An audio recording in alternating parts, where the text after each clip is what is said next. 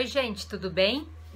Bom, no vídeo dessa semana eu vou comentar com vocês uma questão de prova de ordem, tá bom? Eu me refiro ao exame 29º, ao último exame que a gente teve até então de primeira fase da nossa OAB, pessoal. Então a gente vai comentar uma questão da prova branca, a questão de número 51, que fala sobre a arrematação. Então eu vou falar um pouquinho sobre o assunto da questão e aí a gente faz a leitura dela para poder apontar a resposta correta.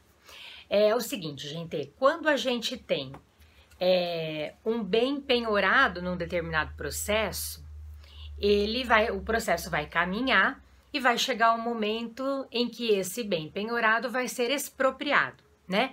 A arrematação é um tipo de expropriação que a gente tem e a lei estabelece lá no artigo 903 do CPC que quando a arrematação for frutífera, quando ela se realizar, né, de fato, concretamente num determinado caso, aquele ato de arrematação, aquilo que aconteceu efetivamente, gente, ele vai estar reduzido em um documento. Então, o que se verificou em concreto naquela arrematação vai ser reduzido a termo, será consubstanciado por meio de um documento.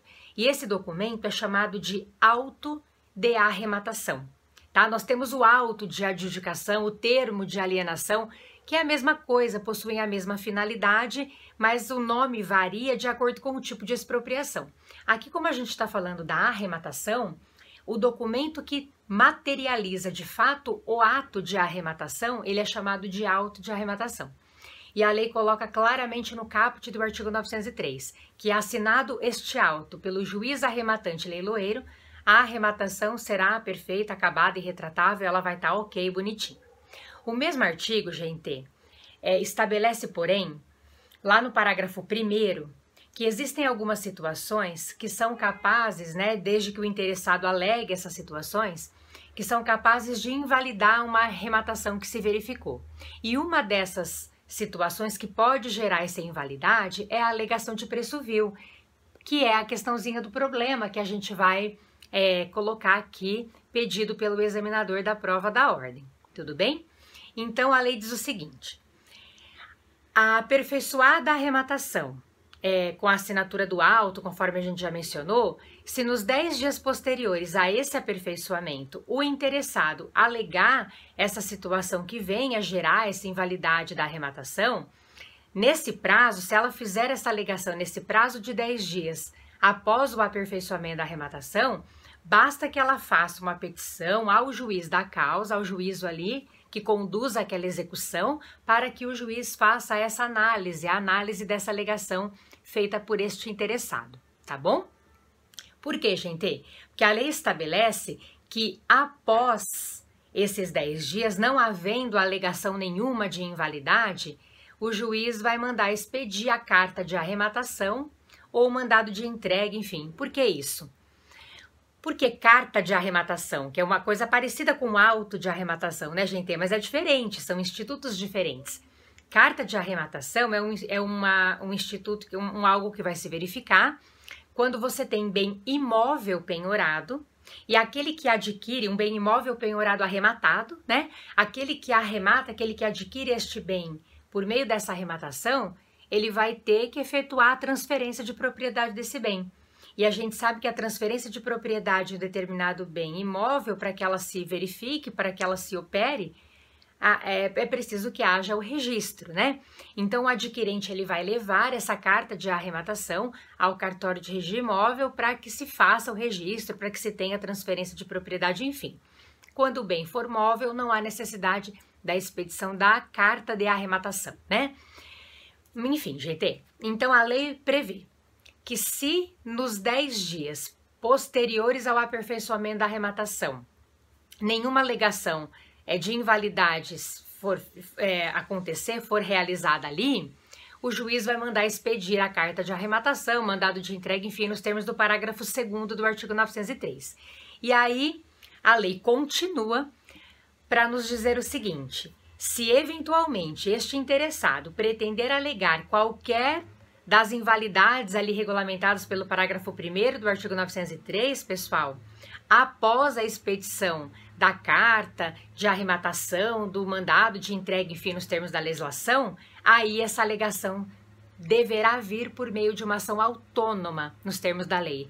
Aí não é só uma petição dirigida ao juízo da execução nesse momento processual, após a expedição da carta de arrematação ou do mandado de entrega ali, a gente tem que promover, de fato, o interessado vai ter que promover uma ação autônoma para esse questionamento. Belezinha? Essa disposição específica está no parágrafo 4º do artigo 903. E eu quero ler, gente, a questãozinha para vocês, para a gente poder já dar a resposta correta. Então, ó, questão de número 51, 29º exame da OAB Prova Branca, primeira fase. Maria, ao perceber que o seu bem imóvel, foi arrematado por preço vil, em processo de execução de título extrajudicial, procurou você como advogado para saber que defesa poderá invalidar a arrematação. Então, ela quer invalidar essa arrematação, porque ela entende que o seu bem penhorado imóvel foi arrematado por preço vil. Você verifica que no 28º dia após o aperfeiçoamento da arrematação, a carta de arrematação foi expedida. Então, a carta já foi expedida. Uma semana depois, você prepara a peça processual. Assinale a opção que indica a peça processual correta a ser proposta. Então, o advogado vai atuar aí, gente, fazendo essa alegação depois que a carta de arrematação foi expedida. Nesse caso, é preciso que exista a propositura de uma ação autônoma para que esta alegação possa se verificar em concreto. Alternativa C, a alternativa correta, que diz assim: ação autônoma de invalidação da arrematação. Nós vamos tirar impugnação à execução. Impugnação é meio de defesa do executado em cumprimento de sentença, não é o caso aqui, porque aqui nós estamos falando de uma execução de título executivo extrajudicial. A B está fora, petição simples nos próprios autos do processo de execução. Isso se a alegação de invalidade da arrematação acontecesse nos 10 dias a contar do aperfeiçoamento da arrematação, conforme a gente falou, fora desse caso concreto. A D é a correta, a C, perdão, é a correta. Ação autônoma de invalidação da arrematação, já marcamos como correta. E a D a gente vai tirar embargos do executado. Não é o momento aqui de embargos para essa eventual alegação, né?